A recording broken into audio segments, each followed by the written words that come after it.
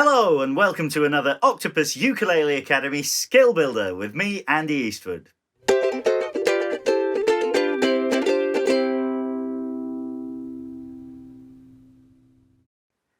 This practice session follows on from Skill Builder number 2, and this time we're going to make the chords slightly more advanced. Let's get that left hand really working. Again, we'll play a 4-chord sequence, but each time we play it, we'll change the second chord and leave the others the same. So you'll have some familiarity with the structure, but you'll have to be very aware of what's coming next, just as you would in a real musical situation. Let's take a look at the chords.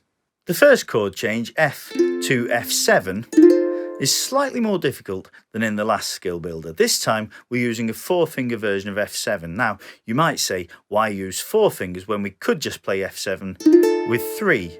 Well, you might have a melodic reason for wanting the C at the top of the chord instead of the A, or you might prefer the fullness of a 4-note chord instead of the easier version which has the same note doubled on 2 strings. Anyway, it's a fairly straightforward job to add the 2 more fingers to the F chord and create this version of F7. Changing then to the G7 is not so much a new hand position as a curving of the fingers. The second and third fingers have been reaching over further in F7, so now to get them to the G7 shape, we just have to pull them back into a slightly more square shape, and there's the G7. From there, just a slight rotation of the arm will help that first finger over to the A string for C7. Let's look at the next line. For the second chord now we have D7, which is a bar chord. Remember the golden rule for bar chords? The arm and hand have to rotate round so that the fingers are now parallel to the frets. Now very often we bar across the strings with the first finger, but in this instance it makes absolutely no sense because the second finger is already on that second fret. It would be quite a big movement to get that first finger from the F to the bar. So common sense tells us to keep that second finger in play on the second fret, and we have to do 3 things. Make the little rotation to get the fingers parallel to the frets, bend the wrist upwards a little towards your chin so that that second finger can flatten, and this will also bring the third finger closer to its place on the 3rd fret, and pull back just a little with the elbow so that you get sufficient pressure on the strings. Do those 3 things simultaneously, and there's a very neat chord change. To get back to the G7, just rotate everything back again to your left, and that'll pull those fingertips to where they need to be. They don't even need to lose contact with the strings. Drop that first finger in at the same time, and there's your G7. Okay, let's look at the third and final line, and the new chord here is B flat. Now this is very similar to G minor 7, which we played in the last skill builder video. Here's G minor 7, here's B flat. So all you really have to do is change to G minor 7 and add that 3rd finger as you do so. And the 3rd finger isn't doing anything else, so it shouldn't be that difficult. But let's just take another approach to it, because B flat is a chord that people do seem to find tricky sometimes.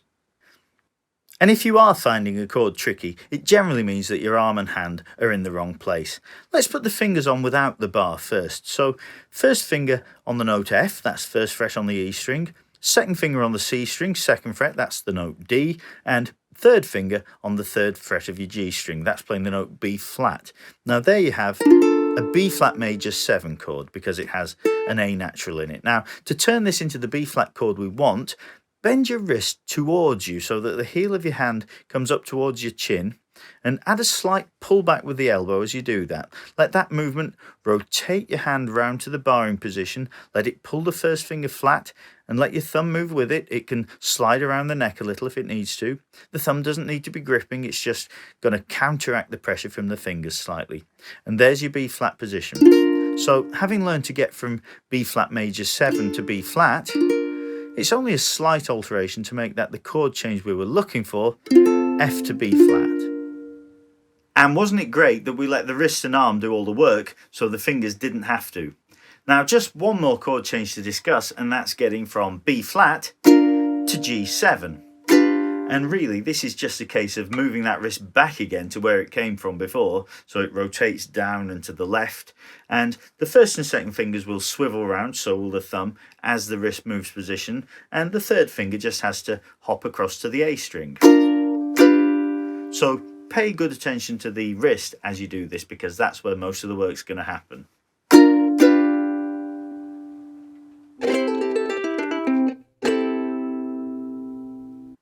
Okay, let's play it.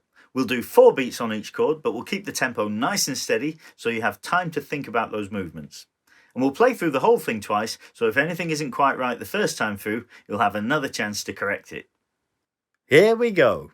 1, 2, 3, 4.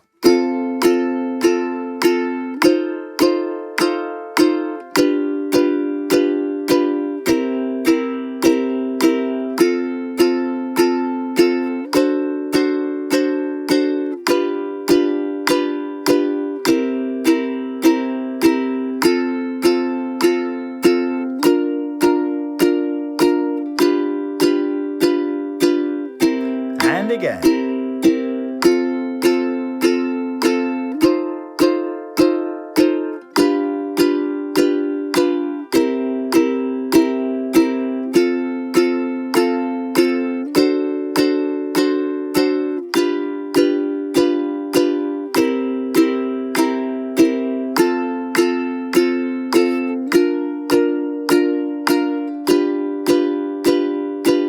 And finish on F so it sounds complete.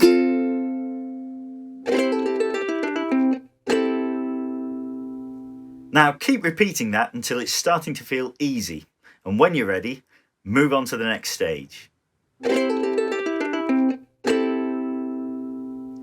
Now we'll play the very same chord sequence, but just 2 beats on each chord, so there's less thinking time. Again, we'll play through the whole thing twice, so if anything goes wrong the first time, you'll have a second attempt to try and put it right.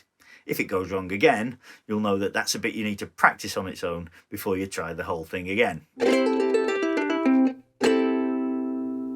Get ready, and here we go. 1, 2, 3, 4.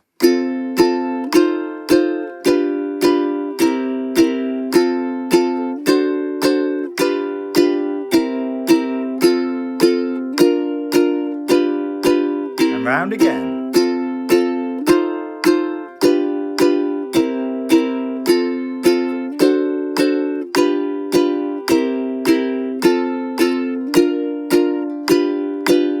Finish on F.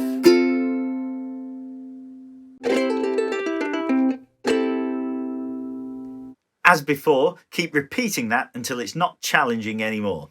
Repetition is the magic route to training the brain. When you're ready, we'll move on to the final step. Okay, we'll finish off by doing the same thing again, 2 strums on each chord, but at a quicker tempo. Get ready, and here we go. 1, 2, 3, 4.